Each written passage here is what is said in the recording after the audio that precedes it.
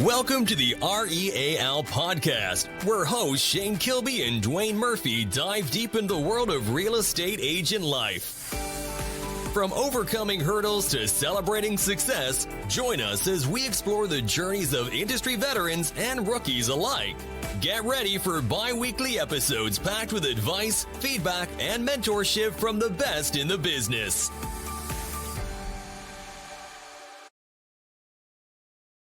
Welcome to Real Estate Agent Life. I'm here today with my co-host, Mr. Shane Kilby, fresh off the beach. Look at that. He's looking all fresh and all relaxed, looking good.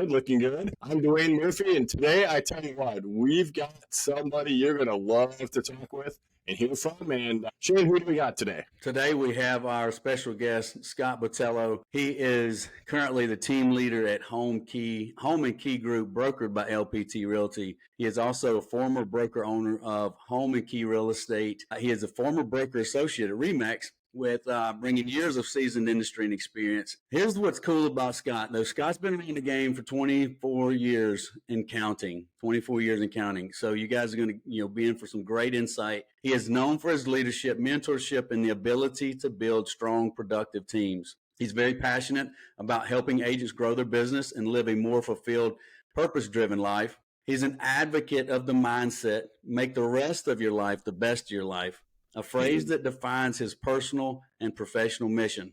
He's a connector, a coach, and a strategic thinker committed to elevating the real estate industry and those that are part of it. Scott, welcome to the podcast. How are you, my friend? I'm living the American dream. Thanks for having me. It's always an honor and a privilege to be able to share and collaborate with other real estate professionals. So thanks for having me. Great introduction. You came off the beach. Me, nice and tan. That's high blood pressure. No beach here, guy. Blood pressure.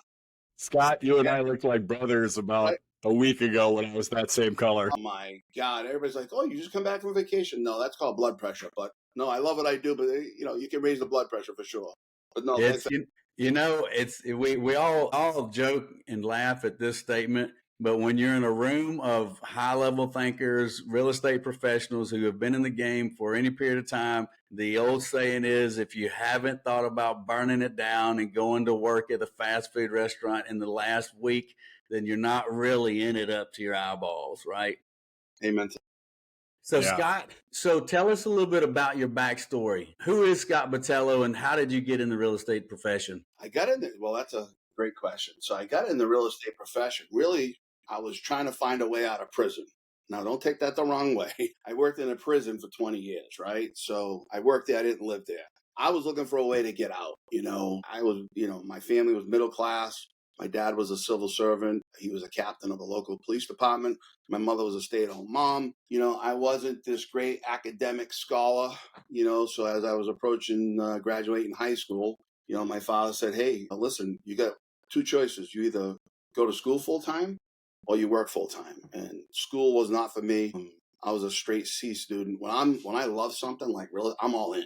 But all that other stuff, I didn't apply myself. So school wasn't really an option for me. I didn't have any skills. So civil service was a good way for me. So at 19 years old, I started working in a state prison. Not a great environment, guys. And so I started there. It didn't take too long to realize that this is really not a great place to work. Positivity is not there for sure, right? And so believe it or not, I look like I'm mean and this and that, but I'm really not. I was a junior high class clown, high school class clown, and now I'm I look like I should work there, right? But that's not who I am internally. And so I was like, I got to find a way out of this thing. And so ironically, I got introduced to network marketing. I had probably about 10 years at the prison. I got introduced to network marketing. I don't know if you guys follow like Steve Harvey. Mm-hmm. I can still hear him saying it. At 19 years old, he got introduced to Amway. That wasn't what changed his life. But when he got introduced to Amway, he got introduced to personal development. That's what changed his life. I had that same experience. So when I joined network marketing, I got exposed to people like Jim Rohn, Zig Ziglar, and personal development. All those things, work hard on yourself and you're doing your job. In order for things to change, you have to change. Don't wish it was easier, wish it was better. All those things, and learning to work on the mind. And I had this awesome business building across the country. And I'm like, this is my ticket out of the prison. It was a nutrition company, by the way. And so the guy that sponsored me into that business, he was a captain at the prison. he was doing so well. He probably was doubling his income at the time. He quits to do that full time. The guy that sponsored him was another correction officer, right? So, by the way, we all went to high school together, right? So we had a saying when we grew up, what do you call a Portuguese from New Bedford? He's either a fisherman or a prison guard. That's what we ended up doing. So these two guys, right? And by the way, they built these huge businesses and kept with it, and they lived an incredible life. But long story short, they both quit. My income was now at the point where I was making as much money at the prison as I was on my little part-time gig in network marketing. And so I was the next logical guy to quit. And that was my ticket out. And then bam, one night the owner of the company at 43 years old, this is a health and nutrition company, he goes to bed, he doesn't wake up, he dies. Ooh. Checks, so first off, people are like, what's in the products, right? By the way, it's a multi-billion-dollar company still today. But in the interim, everybody's checks go down. People are wondering, is there something wrong with the products? The guy's 43 years old. He dies. They don't really have this great contingent plan with the company. How are we going to run? This guy was the face of the company. He was the company. So all of our checks went right down. And I'm like, oh, my God, what am I going to do? And I'm watching my ex-father-in-law at the time. He was a real estate broker. And I'm watching him, and I'm like, wait a minute. If I take the same skills that I learned in network marketing, because I learned about the law of sowing and reaping, the law of averages, all those things, objection handling, it was the same thing, right? It's just selling a different product. I said, I think I could do this. And so I go, like, real estate is going to be my ticket out. And so, 24 years ago, I decided, let's go for this. And I started working part-time at the company my father-in-law was the vice president of. It was a little boutique real estate company. My first year there, I'm working full-time at the prison. I'm the number one agent at the office. Not that they were big producers, but I did right off the beginning. I hired a coach, Todd Bates from Denver, Colorado. You can still find his stuff on YouTube. He passed away, but he was awesome. He was a marketing guy, and he taught me right from the very beginning, listen, you're in the lead generation business. You just happen to sell houses. This is where we're going to focus, marketing. If you got people to talk to about buying and selling a house, a lot of averages come in and you'll sell houses, you'll list houses and so on and so forth. I did that. Like I said, became the number one agent working part-time around my full-time job at the prison. And then I got my broker's license with the intention of buying that company and taking over a few years later when I was going to retire at the prison. And I decided, you know what? I don't want to own a company. I just want to sell houses. At the time, Remax was a big local brand. They had the 95, the desk fee of the 95 split at the time. And so I was like, I just want to sell houses and make as much money as I could. So I moved over to Remax. Same thing at Remax, a solid Remax office in the area, number one agent, production, working full-time at the prison. And I'm clipping along. And my broker at the time, I'm really good at generating leads. I got my follow-up is brutal. Like I'm a pit bull on my follow-up. And so I'm on this treadmill and I'm doing really, really well. Generating lead, following up, closing them, and I'm on this treadmill and I'm making really, really good money. I'm making 3 times the money I'm making at the prison in real estate around that. And so my broker at the time said, hey, you're doing really, really well. What's your referrals look like? I'm like, referrals? 0. Because all I'm doing is generating leads.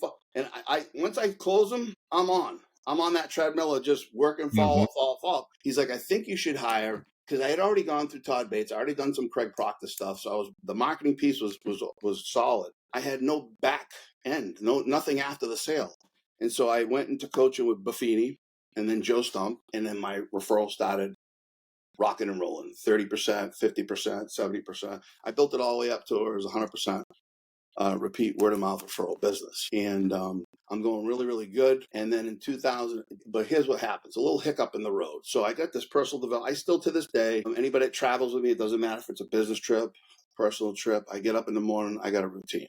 I read from 3 books, a spiritual book, a book on recovery, personal development. I do my gratitudes, my affirmations. I listen to something positive and I send it out to about 200 people. That's kind of how I start. And I still do that. And I'm rocking and rolling with that. I'm really in a good space. But in the meantime, while I'm doing this, and I'm doing really, really well, I get hurt at the prison restraining an inmate. I blow out 2 discs in my lower back, and the doctor prescribes Oxycontin. This is way back in the early 2000s. And be quite honest, I fell in love with that stuff. And so behind the scenes, I got this great real estate business that I'm working, but I got this addiction starting. And it's manifesting and it's growing and it's growing and it's growing. So that was like 2000, I think it started. 2007, I retired from the prison. I'm working real estate full time, rocking and rolling on 50, 60 houses a year on my own. Everything's good. And then the addiction now, And I come from a family, my grandfather passed away from cirrhosis of the liver at 57. That's how old I am.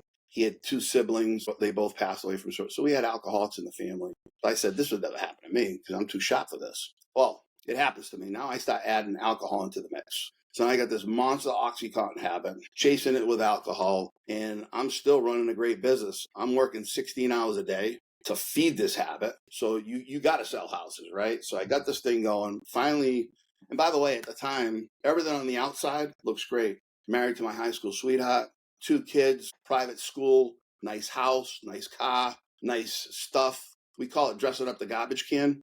Like to the outside world, was like, this guy's killing it, right? On the inside, I'm broken mentally, physically, spiritually, financially. I mean, money's coming in one hand and going out the other. I got a massive, at the time, geez, I think I'm spending $1,000 every 3 days on Oxycontin. So money's coming in, it's flowing out. Still killing real estate, but it comes to a point where, I can no longer do this. I'm legitimately I lived in a nice little town of Fairhaven. We're about an hour south of Boston on the coast and about an hour away from the Cape, right on the ocean. And I remember I'm walking, there's a beautiful bike path, and I'm walking the bike path. And I got everything that people would think would make you happy.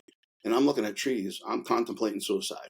I'm thinking about hanging myself. This is where I'm at mentally, right? So I'm not in a real good place. So I decided to, and nobody knew. Nobody had any idea. So I finally reached out for help at that time. And I remember walking into my office. I'm an office guy, always have. I still to this day, I'm in the office Monday through Friday. I go into my office with my files, because back then you had paper files. And I said, somebody's going to watch my deals. I'm going to be gone for a while. So the admin, who I'm working with basically 40 hours a week for years, she's not only the admin, she's a friend. And she's like, why? I said, I got to go. I'm going to Florida. She said, for how long? I said, probably 2 months. She's like, for what? So I go, I'm going to rehab. And she says to me, legitimately, who are you bringing? She couldn't contemplate that it was me. Nobody knew. I'm crushing real estate, but behind the scenes, I got this monster thing going on. Long story short, I go down to Florida for a rehab. I come back. I end up not being let back in the house. Now I'm going through the whole process of recovery and a divorce at the same time. So the next couple of years were real rough. So here I am going from selling 5 or 6 houses a month to struggling to sell one. Like I am not in a good place. And that's kind of like I veered off the path of the personal development. I'm really like I got caught into the drug and alcohol scene. And how I got back on track is like, wait a minute here. What got me to where I was at? I got to get back to that. And I really started plugging into that. And with a strong why, a lot of people that gave up on me that were very, very close to me. And I said, I'm going to show these people and I'm going to turn this thing around. And I put my head down and I started moving and grooving. And within a short period of time, I was the number 1 Remax agent in Massachusetts, hit the big goal of over $1 million in gross commissions in a year. I'm selling 50, 60, 70 houses on my own. No admin, no team, just me. 100% repeat word of mouth referral business. And I'm plodding along and I got this great life, right? And then my current wife, who was my girlfriend at the time, she decided she wanted to get a real estate license. And I wasn't going to let her work for somebody else. So that's when I started the team. And then I just put into the team. I started the team of 3 people, her and 2 others at the time. And I started with the same process that I did way back when I got started. Lead generation for them, showing them how to build by referral. And before you know it, the team grew and grew and grew. And I had about 20 years in the business at the time. My business was really our business. It wouldn't have mattered what brokerage I was at. We were attracting the business that we wanted. And I wasn't a fan of the culture at the Remax office I was at. So that's when I decided to go out on my own. I started my own company and set up. And my first year, so I brought my 5 agents from my Remax office with my admin. And in the first year, next thing you know, I got 20-something agents, not one single recruiting phone call. That was one of the worst things that's ever happened to me in my career. We can talk about that when it comes to what's your failure. That was too easy. That was a failure, bro, right? But anyway, the cool part was we went down from 20-something agents down to 9, and the next year we went up 20-something% with much smaller thing. And then that's when I got introduced to John Cheplack through Bill Pipes, ironically. Went to his recruiting thing, and then we just started building from there. And then we were growing 20, 40, 45% per year. year over year. And then last year decided to make the move over to LPT, and that's where we're at today. So that's kind of like how I got started, guys, trying to get out of prison. I'll live a way to get out. So Scott, like first and foremost, full disclosure for all the listeners out there in the future. I knew Scott passing. We've been in some of the same rooms, and oftentimes Dwayne and myself, we tap into some of those folks in those rooms because we know the rooms that we're all in. We're in the right room, in the right space, the right place with the right people and the right thinkers. And Scott, I did not know that deep of your story, but I knew that you were a good guy and you would be a good guest on this podcast. And I knew that you would lead with value and you would be a contributor. And I knew that you would give back to the listeners. And wow, that was a lot. But man, you just went through a powerhouse message from worst to first to worst to better, right? Yeah. Yes, sir. And, and Dwayne, I saw you taking notes. Right? So I'm going to throw a couple nuggets, and Dwayne, I'm going to hand it off to you because I know that you got things, and I hope I'm not, doubling on top of what you. I'm an open book. I got nothing to hide, so you let it rip, and I'll tell you like it is. Well, so, for the listeners, you may have been around personal development and coaching and what have you, but I want to go to touch on that for a second because the first thing that I heard Scott say was personal development and being in that space around personal development and mindset. And then, and then he comes along and drops the word coaching, which I think everybody you get to a certain level in real estate. And I think it's any profession that you're passionate about, you must seek out coaching and development. I don't believe that anyone gets to a high level of success without some type of personal development, but I don't think you get to your greatest potential without a coach because as in all things, oftentimes we think about coaching as athletics and sports and stuff like that. And that's where, those fundamentals, begin in our mindsets. But later on in life, it's like, everything that I do anyway is a competition, and it's always a competition with myself, not necessarily anyone else. I look in the mirror and I am my only competition, right? In my own limitation. So I say that to say this, that I'm glad that you touched on that. And you and I had a little bit of correspondence previously this week as we were leading up to the podcast. And if I'm not mistaken, you had the opportunity to meet Jim Rohn in person. I think you said over 5 or 6 times, right? I was able to see him 5 or 6 times live at different events. The most intimate one was the one in Boston that he did. It was such a small room. There was probably 100 people in it. It was a challenge to succeed, which is one of my favorite CDs. I call it, geez, they don't even make them CDs anymore. I had a cassettes guy. My kids still to this day know the Jim Rohn stuff because that's all I played in the car. My wife, on our very first day, she gets in the car. That's what I'm playing, Jim Rohn. So I love it. Become a part of me. To me, and I preach it to my agents. I preach it to any coaching that I'm doing, any event I'm speaking at, anything I'm doing. Mindset is the single most important thing to your real estate. You hear Jim Rohn talk about it, right? Your level of income will rise to your level of personal development. Sometimes you'll overshoot it, but you'll always fall back down. That's the single most important thing. Yet agents are like, can we get more Zillow leads? Can we get more realtor? Get this straight. This stuff will all work, It's really, really, I got it narrowed down to 5 things. And one of them, the very first thing I tell everybody you need to succeed is mindset. I said, this has nothing to do with real estate and has everything to do with real estate. And then it comes to the leads and all the other things that come after. But yeah, it's funny you say it like that because, you hear about having the right mindset and stuff like that. And if you play sports and stuff like that coming up, but the first, influential personal development individual I ever met and was in a small room with was Zig Ziglar.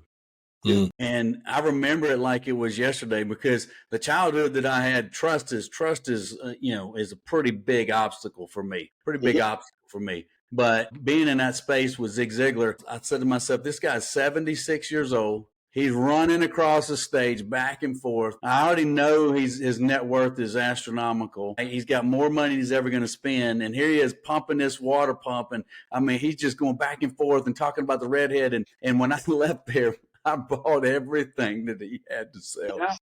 Everything. But it absolutely changed my life for the better. And that was a different industry that I was in at that point in time. So I just want to, just commend you on that and that journey and through that coaching and also for being vulnerable and sharing that story, because we all, follow John Cheplack, and he gets so many plugs on this thing. He's got to have a net profit because of this podcast somewhere. He's constantly driving that point home, and he's relatable because he's been in the trenches. He's been at the top, he's been at the bottom, he's been in the middle, and he shares that story over and over and over again. So I applaud you for being vulnerable like that. Wayne, I know you had some nuggets there. I hope I didn't overstep any of those. Yeah, right. I've got a ton of things going through my head. I didn't know Scott's backstory, and again, we can't stress enough to thank you for being vulnerable. And I'm sober today, so that was 14 years ago. That we didn't talk about that. Yeah. I left rehab, and I've never picked up a drink or a drug ever since. So that is awesome. And there's none of us that are to a level of success, whether you're to the level of success you want to be or could be, but there's none of us that have experienced success that haven't experienced some tremendous setbacks and a backstory, right? Either through childhood or early adulthood or whatever, that wasn't more trying than most. And the three of us on this screen definitely have a lot of similarities of stuff that we've overcome and what that we've battled and that we beat, and that would bring most to their knees, right? And be tough to overcome. So thank you for that. I'm just kind of still engrossed in that. You did say a couple of things that I clung on to that I think is really, really good for people to hear through your story. One of them is there's nothing, right? And you had led with it on mindset. There's nothing that you can't overcome, right? If you put your mind to it and you do what you need to do. Now, right, you have to put your mind to it. You have to be willing to, right, in your situation, go to rehab. You have to be willing to hire a coach. You have to be willing, right? You have to be willing and wanting to do what you have to do to overcome it. But there's nothing that can't be overcome. Right. And I mean, shoot, you're going through a few of them all at the same damn time. Right. I mean, like, you throw anybody through a divorce and that would paralyze and stop.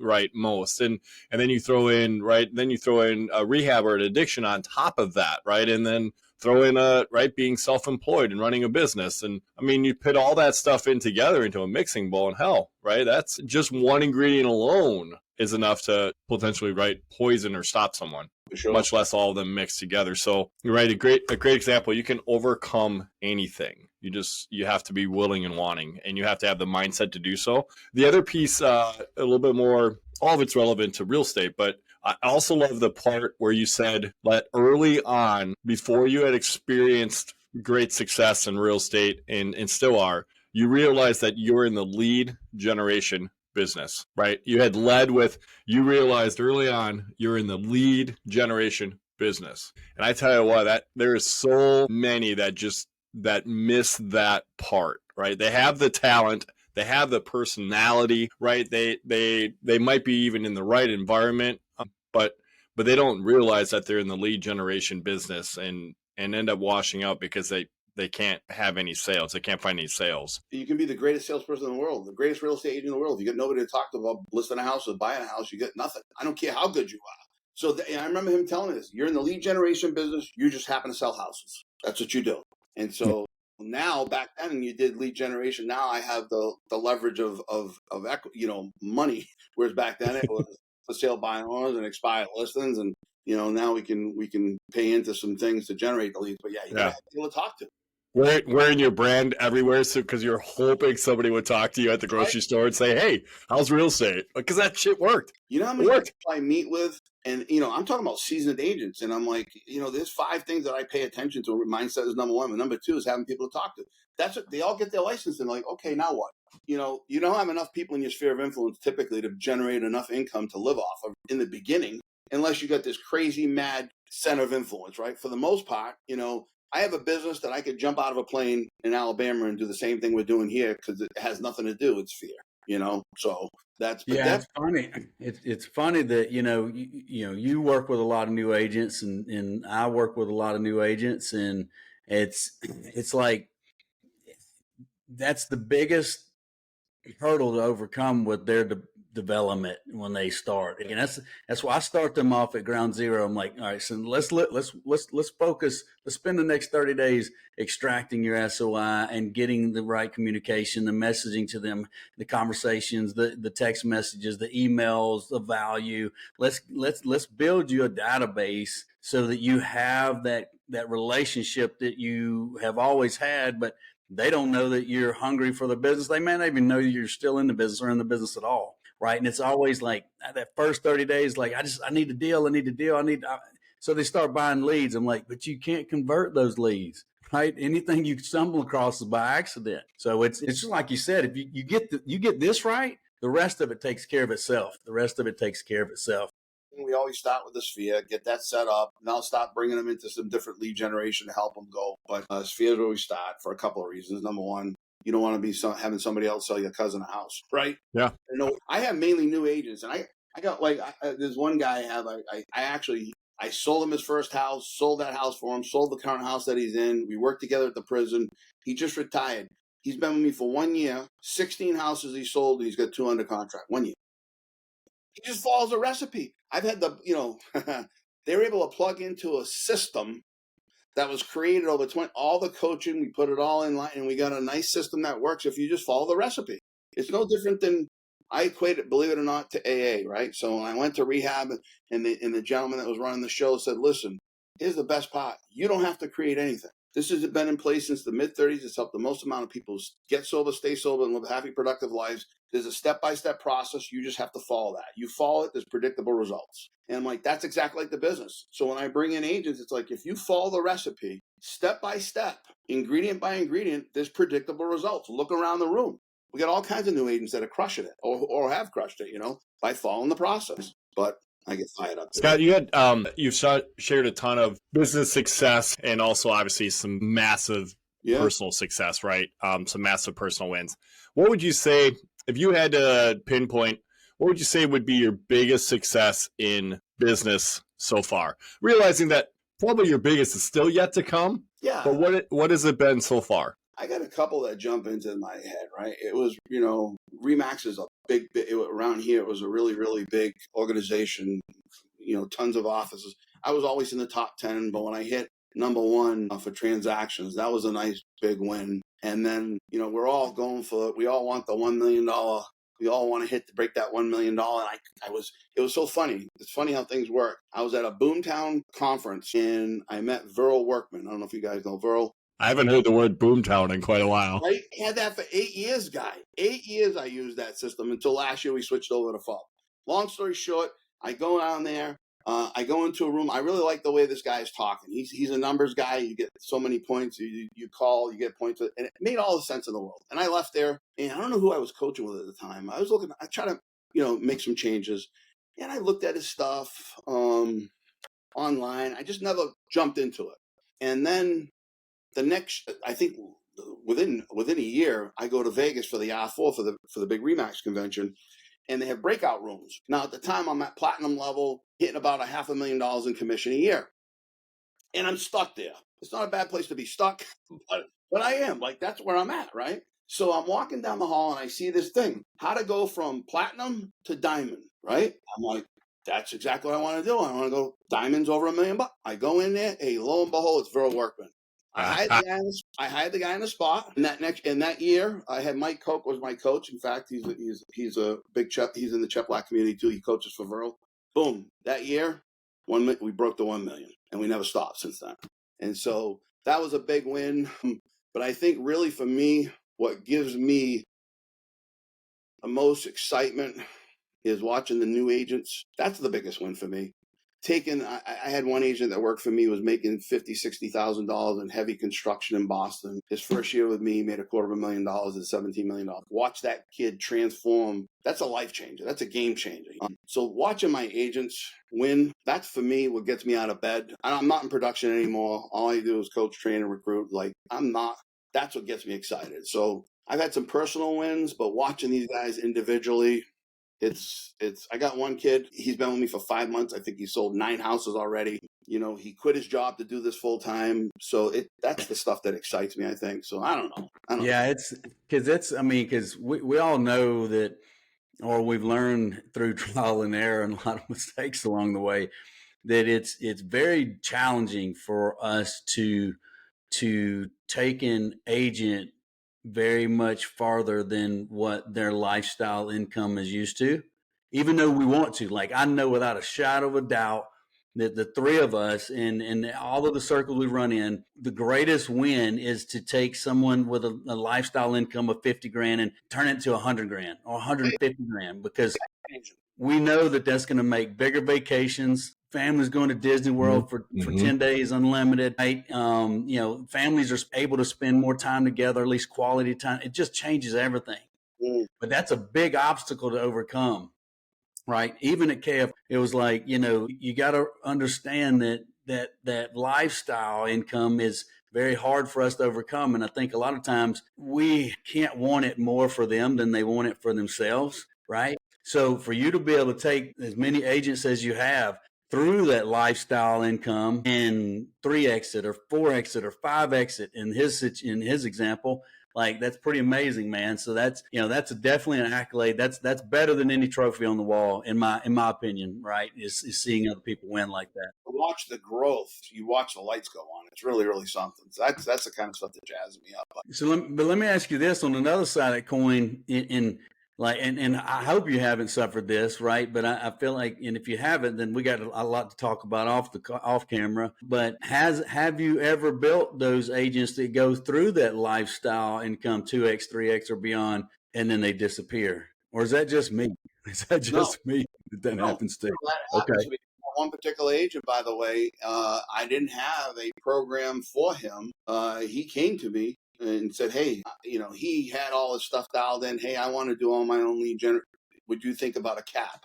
I didn't have that. I had a team method the way I ran my business. If you weren't working full time, there was one model. You were either in or out. And he moved on because I didn't have a cap. That's one of the major reasons why I ended up looking at some of the call-based brokers and chose LPT in the end.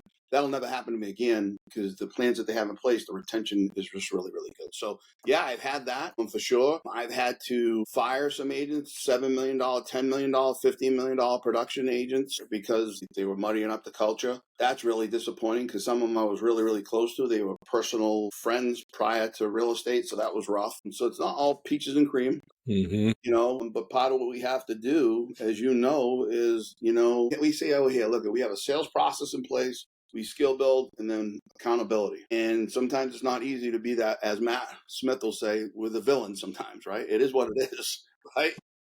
So everybody's always, I was going to say, everyone's always envious of our positions in leadership, and it looks so sexy and glorious. And oh my gosh, it must just be awesome to be the boss, and must be so great to be at the top or whatever, right? I have no idea. There's so many times the stuff you've got to wade through and the stuff you got to deal with, and the heartbreak, and the personal, right? Those personal feelings and decisions you got to make, and all the stuff that goes, all the other stuff that goes into it. Most just really don't have an idea. I'm an emotional guy. Like, so I like that, like, it hurts, dude. Like, I may look like this tough guy, but I'm really emotional, dude. I just am. I got no problem in an office meeting in front of 40 people breaking down and crying, because it is what it is. That's how I feel. That's how I'm going to go. But it hurts sometimes. And, I don't know how, I'm sure you guys have been in the same position. It's like so many times, like, listen, you know what? I could get rid of all this and just sell houses, right? Right? Yeah. And I mean, but like I said, that's not what gets me juiced up, So, it's not. It's it's both spectrums, ends of that spectrum. It's like there's not a win bigger than seeing your people win, and it's not a lower than than losing that relationship, or having to cut ties to save the culture, because at the end of the day, I mean, culture is king, right? Culture is king. You can't, and we can all have the same tech, we can have the same everything, all of that can be purchased. You can't purchase culture. It has to be built one unique piece at a time. So Scott, let me ask you this. All right, we talked a little bit about your successes, and you shared with us your failures. You're very vulnerable with that, and I'm very thankful for that and that insight. Looking back at your life in professional and personal path. What would you say has been your greatest influence in life and business up to this point? So that's the personal development, people like Jim Rohn, Zig Ziglar, Mark Hughes, that has been the driving factor since I can remember. That I attribute anything I've done, God too, right? Let's not subtract that. I'm a spiritual guy, but in the worldly realm, that personal development stuff. Jim Rohn is probably the single most influential person for me. Oh, the most influential thing that's ever happened to me, for sure. It's awesome. Yeah. That's awesome. So, and I had a feeling that you were going to say that, and I appreciate that so much. So let's look back in the past, and there's another Scott, there's another Dwayne, there's another Shane coming up through the ranks or beginning to consider that path. What's the number one thing that you could look back at a younger version of Scott at 25 years ago, and you wish you'd have known then that you know now? What's something you can share with the listeners that might help them on that same journey? I think for me, and this isn't even going back 25 years ago. This is going back to when I got sober 14 years ago. I wish that I am like a reactionary type of person. I don't know if it was the environment I grew up in. Then I grew up in prison. I worked there for 20 years, from 19 to 39. I grew up in prison, for the love of God. And so part of the survival there is quick reaction. I feel like I caused a lot of damage up until I really got sober, because I didn't have that pause in life. Things happen. I'll shoot first and then apologize later. That was the old Scott. I don't want to do that. Especially look at, even in our industry, one of the things that my father told me right from the very beginning, the most important relationships you're going to have are with other people in the industry. Other agents can make or break you, dude, right? In competitive offers, trying to get into a listing, the relationships. And so, I had to make a lot of amends to real estate agents because I was quick to my thing was intimidation, right? It was terrible. I'm not proud of that, but that's the God's honest truth. Like when things didn't go my way, I would use things. So I wish I could go back, and I think maybe that comes with a little bit of life wisdom, to learn to take a pause, think things through before we do or say something. So I think that's probably one of the things that I wish I could go back and teach the youngest. I think, it's funny you say you use that statement, pause. I heard Dustin Runyon, talk about that in a video. It was one of his videos to his agents that he opened up to everybody. And that's what he said, hey, you about to send that text? Pause. Pause. Right. Yeah. You about to send an email? Pause. But even like you about to make that big purchase? Pause. Pause, right? When it goes back to the relationship part and real estate agents and the fact, right, we're in a very unique industry that way, right? So like we have to have a working relationship and negotiate and be able to work together, right, with essentially our competitors. That's right. If you're in the widget business out there, let's just say you're creating widgets, right? You're building something, doing that. You're not calling up the other widget companies and saying, hey, would you like to buy, 30 of my widgets? Or, hey, would you, can I buy some of your widgets? Or, hey, can we work together? You're competitors, right? You're going after the same customers, so to speak, the same business.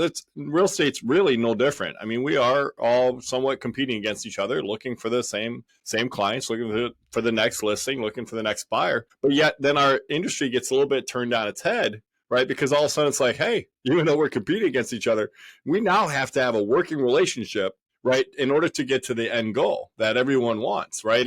And so there's two things I always share with my agents is A, right, if the buyer wants to buy, the seller wants to sell, right? As agents, it's our job to get, right, facilitate that and sometimes get the hell out of the way, right? Check your personal feelings and check your own attitude and your own pride at the door, right? It's not always, I have to win. Mm-hmm. Right. And so many times it's that mentality, I just have to win. Right. It's like, well, you're trying to win for yourself, or you're truly trying to win for your client. Because if your client truly wants to just buy that home or truly just wants to sell that home, right, is your personal pride, right, of I got to win, right, standing in the way of that. And sometimes you just got to check that. The other thing you had hit on is something that I share with all the time. It's a small sandbox we play in.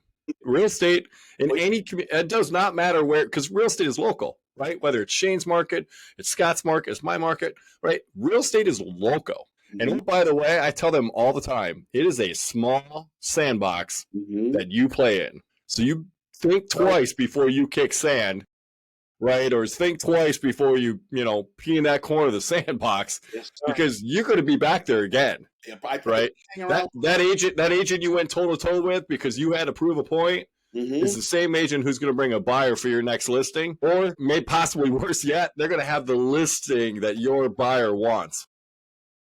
I think, and not this isn't a rabbit hole down that path, but you see it best. You see it best in the greatest attorneys and politicians. Not to have that conversation, but it's like, they're fierce on the floor, and then they're going to lunch together. And when you're an outsider, you're like, man, that's fake. But it's not fake. It's just like there's a time to be on the field and there's time to play for keeps. But there's also outside that time, it's like everything else is human time.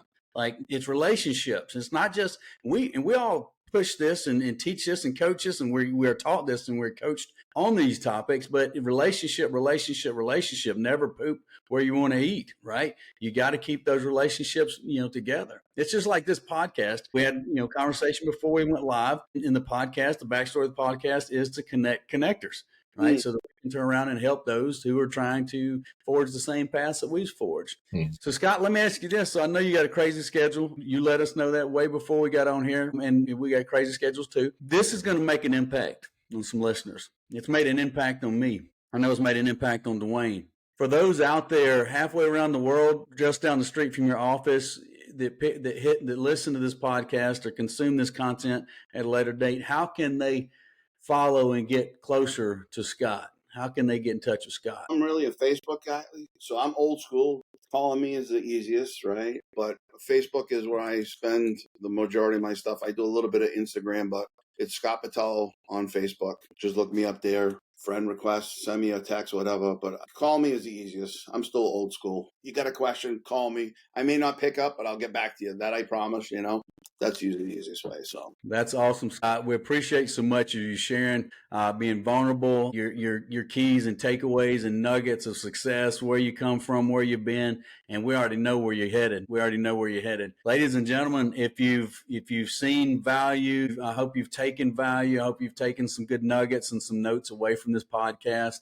Reach out to Scott. He's an open book. He's been very open and very vulnerable with all of us today, and it's been a pleasure, Scott. Greatly appreciate your time today. Dwayne, take us out of here, my friend. Yeah, I tell you what, if you're listening to this, you like what you hear, you want to hear from some more amazing guests from all over the United States, don't forget to do a couple of things, right? Hit that subscribe button somewhere, smash that button, right? And you know what? We always love 5-star reviews. It helps our little algorithm thing and gets us out in front of more people. And if you know somebody that you'd like to hear on our show, or you think, hey, here's a rock star that's just killing it, reach out to us. We'd love to talk to them as well. Even if that's you, then great. Give us a buzz. We'd love to talk to you as well. So Scott, again, as Shane has said, thank you so very much for your time. This has been amazing. Like, I was looking at the time, I'm like, dang, it's already that time. Yeah, it went quick. From all of us at the Real Estate Agent Life, hey, peace. Thank you much. Thanks, guys. Take care, guys. Thanks for joining us on this episode of the R.E.A.L. podcast. Don't forget to connect with us on YouTube, Facebook, Instagram, and TikTok for more exclusive content. Keep striving for success, and we'll see you in the next episode.